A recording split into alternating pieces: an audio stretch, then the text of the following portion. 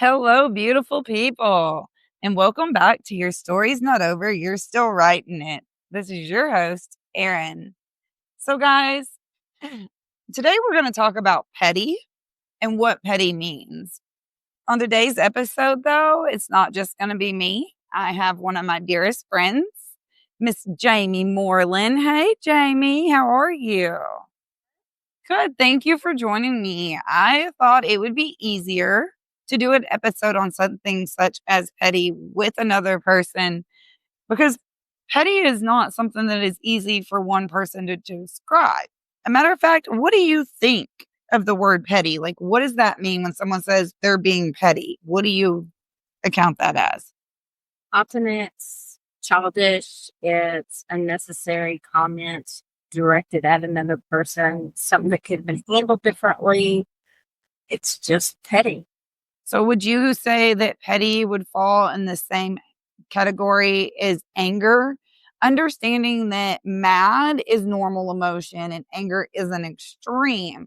When you're mad, you can communicate still. You can sit down, you can think, you can thought process words. When you are angry, anger is the extreme. And because you're not able to STR the situation and truly think things through, you end up overreacting, which puts it on an extreme level.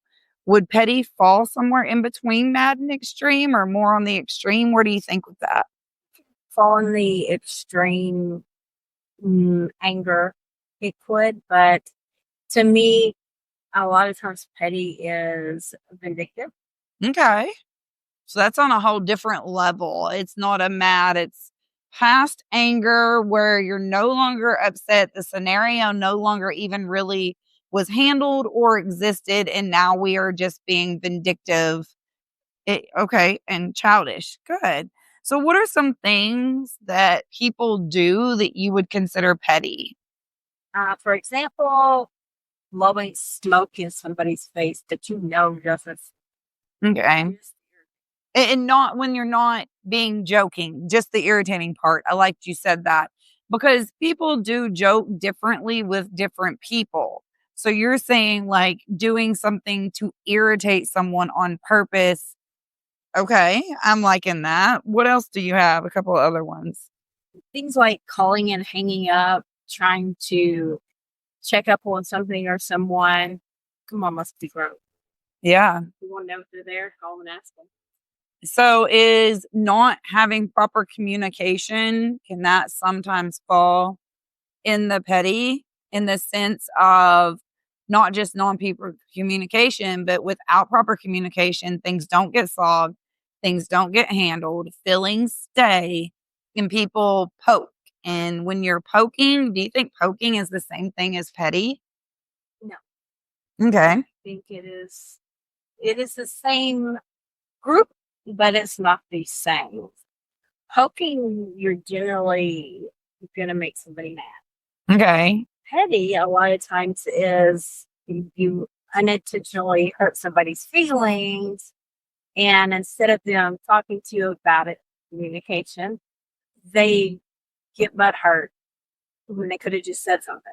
So a simple. So you would say petty would fall more under a simple miscommunication instead of like an actual real major issue, like where you're poking to make somebody mad or to do something to make somebody mad. You're saying petty is more of a unresolved that could have been handled differently, like an adult with communication. Hey, when you did ABC, it made me feel XYZ kind of a deal. Instead of that kind of communication, it's where the XYZ and the ABC are just letting each other know without letting them know directly without communication. Would you say that that's more Alana Petty? Yes. Okay. So then let me ask you this. If that's petty, how would you say would be a good way to eliminate petty? When somebody is being petty, what do you think a mature way to handle that is? First off, think, is it really something that's worth it? How could I handle this differently with communication? Could I talk to this person? Could I tell them how I feel? or you could just stew on it and keep being petty because you weren't grown enough to discuss it. Okay. So that is how you can stop yourself from being petty in a situation. I like that. That's something because all of it that we can control ourselves, not anybody else. Bottom line. So I like that. You're saying that you basically STR. You stop, you think, and then you respond, not necessarily react. I'm loving that. So, but then what about a situation where somebody's being petty towards you? Because you can't control them. You can only control you. What do you think a good example of controlling that within yourself and what's happening would be? I can't control what someone else does or says. However, if they want to not communicate with me and be adults to figure out a resolution to whatever it was that was said or done that made you retaliate in a petty way, per se, that is. So, what you're basically trying to say is that when somebody else is being petty, it's better to be a little bit more direct towards the situation instead of allowing the pettiness to continue and instead of being petty back. To communicate with that person on an adult level is more and less what you're trying to say with that. Am I right or wrong? Yes. Because if you don't communicate with the person to stop the petty, then it harvests itself or manifests into hurt feelings and grudges and all these unnecessary negative emotions that are not beneficial Unnecessary drama. health. Unnecessary drama. Just call it what it is. Okay. It's unnecessary drama. We're not going to play. It's all about being truthful with yourself. I tried to leave the drama word off. People don't like it, but yes, But that's what it is. drama. That's what it is. When you're putting posts out there on Facebook and you're nitpicking at people and undercover, downing people and stuff, that is petty. Yeah. And that causes drama. And the bottom line, If you have a problem with somebody, go to them.